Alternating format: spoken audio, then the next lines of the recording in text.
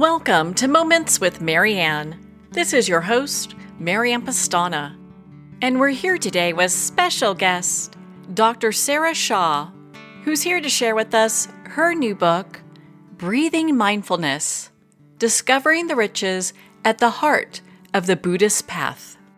What if the simple act of breathing held the key to deeper insight, inner peace, and even spiritual awakening? Well, today's guest is here to share with us just that. Dr. Sarah Shaw is a faculty member and tutor at the University of Oxford and a visiting contemplative mentor at Brown University. She has taught and published numerous works on the history and practices of Buddhism. So welcome to the show, Dr. Sarah Shaw. Hello, Marianne. Thank you for inviting me. Well, what an honor it is to have you here and to talk about this book. So what inspired you to write this? Well, I started doing a breathing mindfulness practice years ago, and I found it so transformatory and it changed so much in my life. I was always very interested just to find out about the background. So I became very interested in Buddhism because it was a breathing mindfulness calm practice, samatha practice. And I read a lot of books about the subject. And I found a very odd thing that my method wasn't mentioned, or if it was, at that time it was considered very unfashionable in Southeast Asia. And they said, oh, no, you don't want to practice a samatha practice. And I was finding it so helpful, and I had so much peace and happiness from my own practice of breathing mindfulness. I wanted to find out more. So this book is really my exploration of all the different kinds of breathing mindfulness.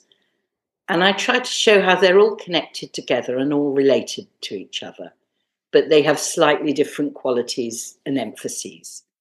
And I'm very happy with my method, and I know many people who are very happy with very different methods. And I wanted to give that broad survey because I'd never been able to read anything that gave that to me. So what even started you on this path on the theme of breathing mindfulness? What even got you going? Well, I was a student and very stressed, and I had a lot of sickness and bereavement at home. So I was feeling quite lost, really. And I met somebody in a coffee bar who said, oh, well, I go to a meditation class. And this is quite a few decades ago. And I thought, oh, I've heard this word meditation. It helps to make you calm. So I just went along, and I wasn't very good at it. And although we were supposed to follow the breath, I was terrible at trying to find my breath. But there was some atmosphere in the room. I knew that's what I needed. There was some real stillness there. And I knew that that's exactly what I wanted. I persevered, and then I just started to notice real effects in my daily life. And one day I just had a very wonderful experience of just complete joy. And I felt, oh, my mind's found its natural home. Well, afterwards I thought that. At the time I was just thinking how wonderful it was. And then I realized that my mind had just felt completely at home for the first time in my life, just filled with happiness and just a sense of problems just going away. So I've always been interested in sort of placing that and in finding out about other methods and how they work as well. I really like how in your book you really explore the different methods for breathing mindfulness and how one practice may actually resonate better with somebody versus another. Mm. I do feel that's very important because when I started to research this book, I found that teachers, rightly for their own method, extolled its benefits, said how good it would be. And of course, they were all right for their own method, for the right person. But I suppose over the years, I've met so many people who've done very different methods. And I realized that they're just as at home in their method as I am in mine. So I didn't want to make it partisan. I didn't want to say one was better than another. I really wanted to make the point that you find the method which suits you and then stick to it. What are some of the reasons that people would practice breathing mindfulness? Well, it's simple. It's cheap. The breath is always there. Um, I think that might be an initial motivation, just that it's an obvious choice of meditation that we have around all the time, and we hope, and it feels a very natural object for meditation. I can only speak for myself, really, but this is corroborated by other people I know, that there's something about watching the breath which does become very calming, but you also have a sense of things moving and changing because the breath never stays still. It's always moving. We can feel it in our whole body. We can feel the breath. But there isn't a sense that it's static. So it's such a simple object for meditation that's there all the time that can arouse both calm, stillness, samatha, and also insight, vipassana. So I think that's why it has become so popular, because obviously when you're sitting in meditation, you're secluded from other people and you can really enter into meditation states and explore them. But during your daily life, you can just have an awareness of the breath in the background. You obviously don't want to go into a meditation state when you're shopping. um, and you can just have that awareness of the breath in the background. And it does help to arouse both mindfulness and calm. If you can do that even just a few times during the day, it makes a big difference.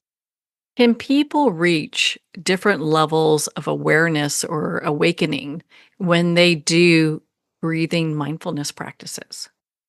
It leads to very deep meditative states called jhana, and there are several of these. In some traditions, people prefer to go more towards vipassana, insight, to see rise and fall. And the breath is a medium which can be used for any of those purposes. And that's what really makes it so wonderful as a meditation practice. The Buddha called it his sublime practice because it can be used, it can be understood and known differently as suits the person and the method. I think that's so empowering. In your book, you share this metaphor of the forest. How does this help readers to understand the nature of breathing mindfulness? Well, the metaphor was found because it helped me understand the nature of breathing mindfulness.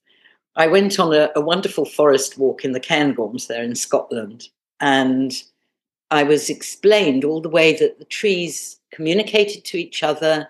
They needed foliage, they needed ground cover, and they needed networks of communication between each other, but they stood on their own ground.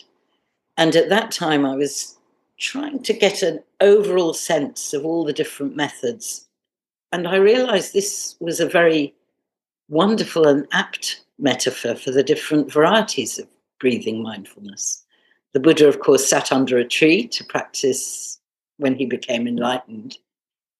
But trees adapt and they change according to circumstances. So the same species of tree in another part of the forest will have different phenomes, and the rhizomes will be different, and the genomes, and these technical words for different genetic changes and different relationships with the environment.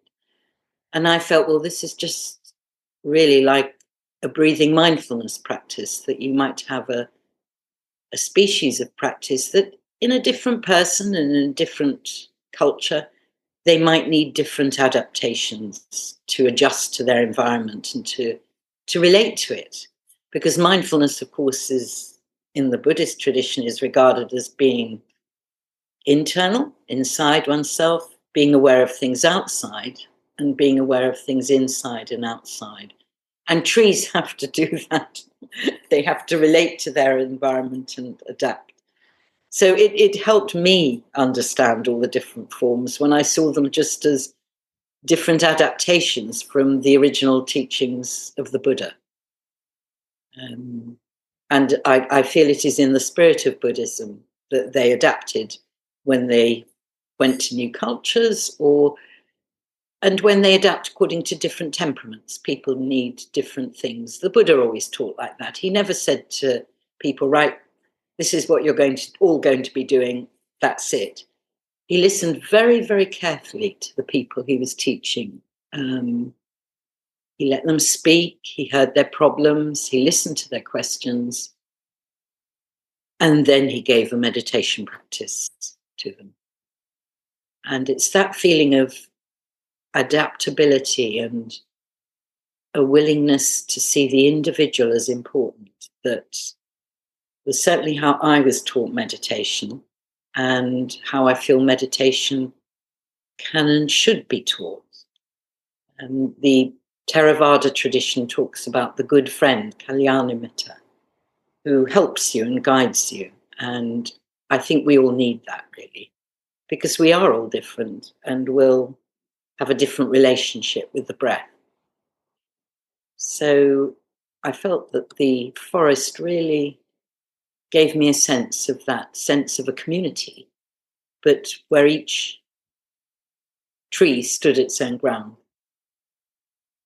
What a beautiful metaphor. I really like how you pull and have this all together so it makes such a visual for people that they're able to really see how this all relates. So as you were pulling your information for this book, what challenges, if any, did you face in just kind of tracing the history and diversity of breathing practices?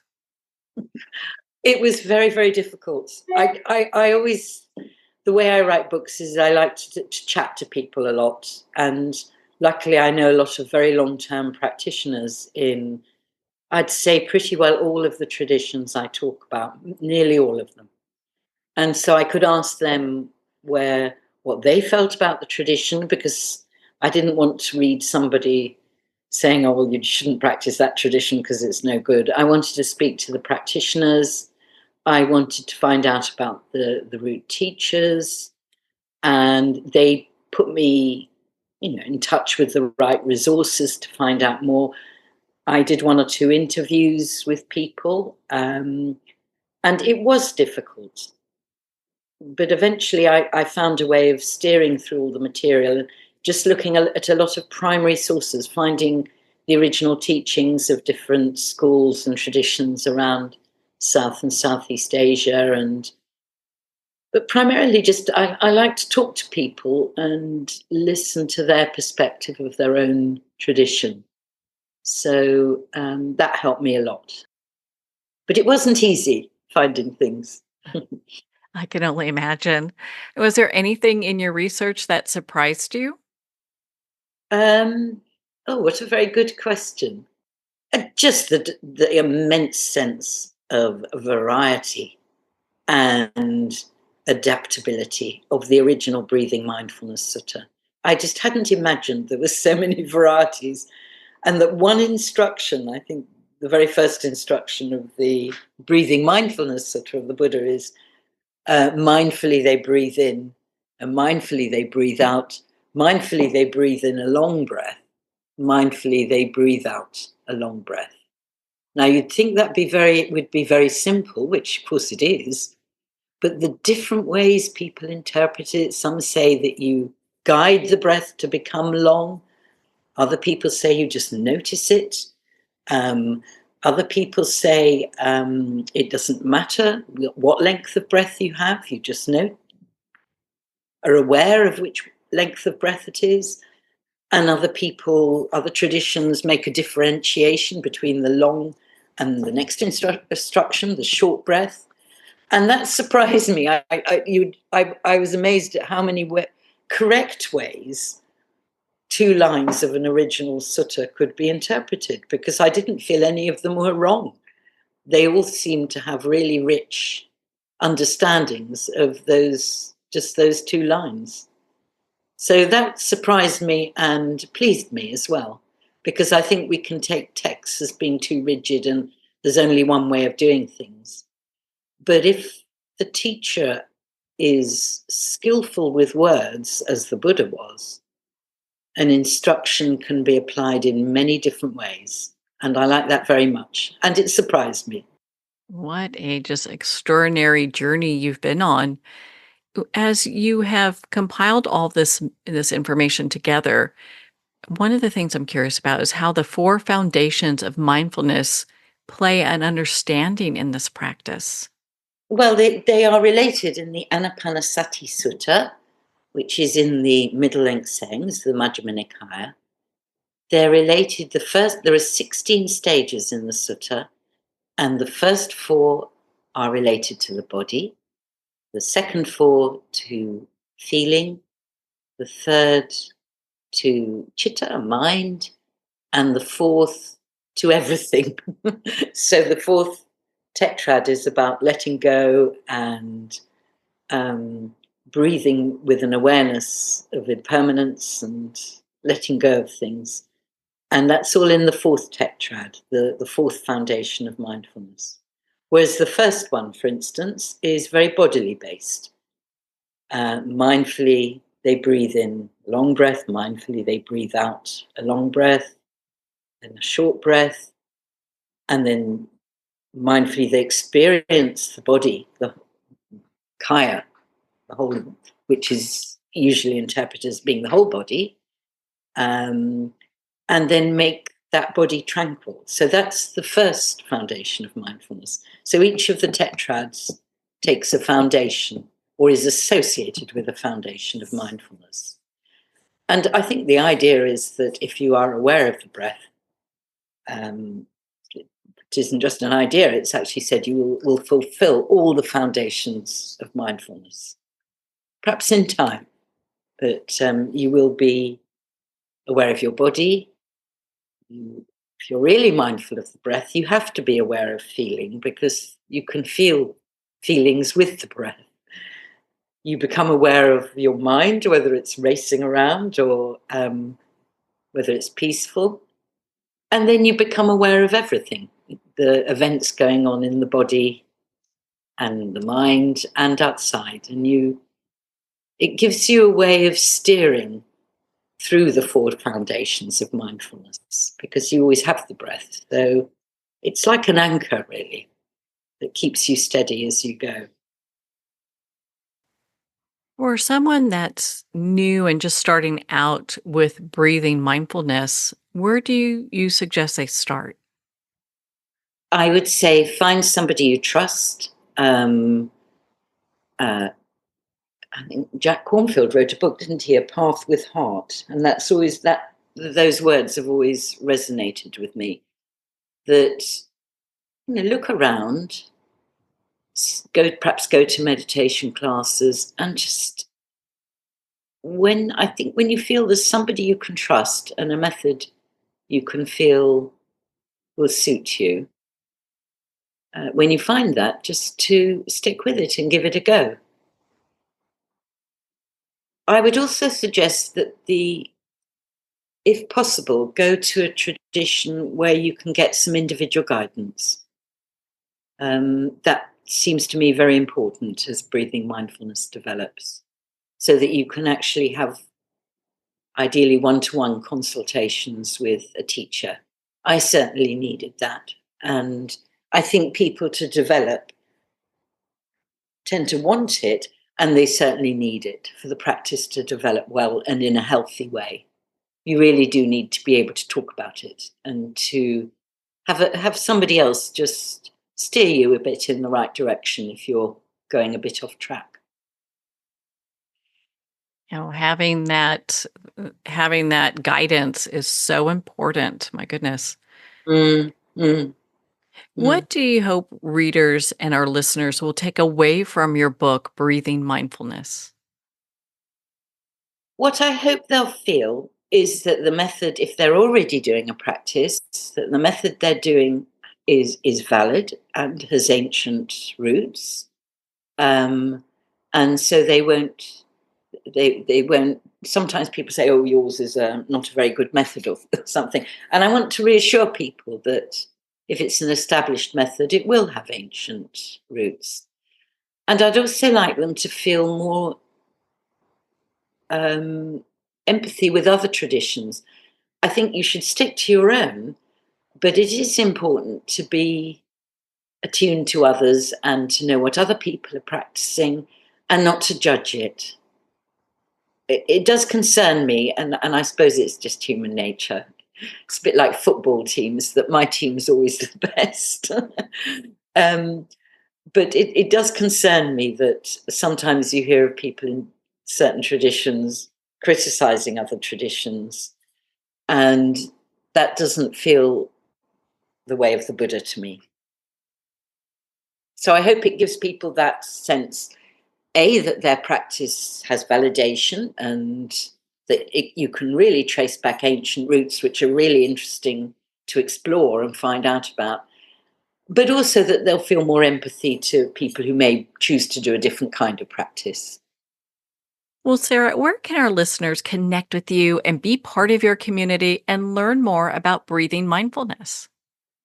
Well, my tradition is called Samatha Breathing Mindfulness, and we have a website. It's called samatha.org, samatha.org. And in the UK, we're called the Samatha Trust. And in the USA, we're called the Samatha Foundation. And we offer online teaching for people who can't get to meditation teachers. So if people would like to give it a go, they're very welcome to go to the website. And we offer online groups and teachings for people if they prefer to learn that way. Well, Sarah, thank you so much for taking the time to be on the show with us here today. And thank you, Marianne, for your sympathetic questions. Thank you. I really enjoyed it. Well, thank you, Sarah. It's been such an honor to spend this time with you and to talk about your new book, Breathing Mindfulness. Breathing Mindfulness is available everywhere books are sold, and you can purchase this book directly from the publisher at shambhala.com. Well, we're at the end of our time today. I'd like to thank everyone for tuning in. You've been listening to Moments with Marianne, where we make every moment count.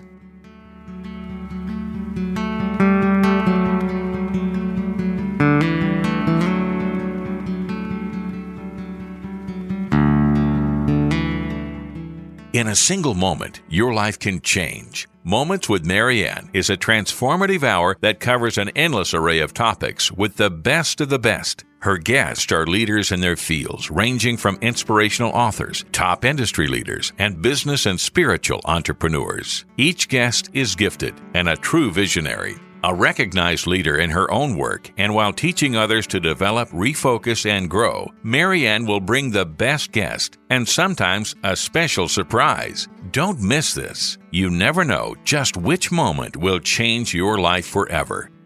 Make sure to tune in and visit momentswithmarianne.com for more information.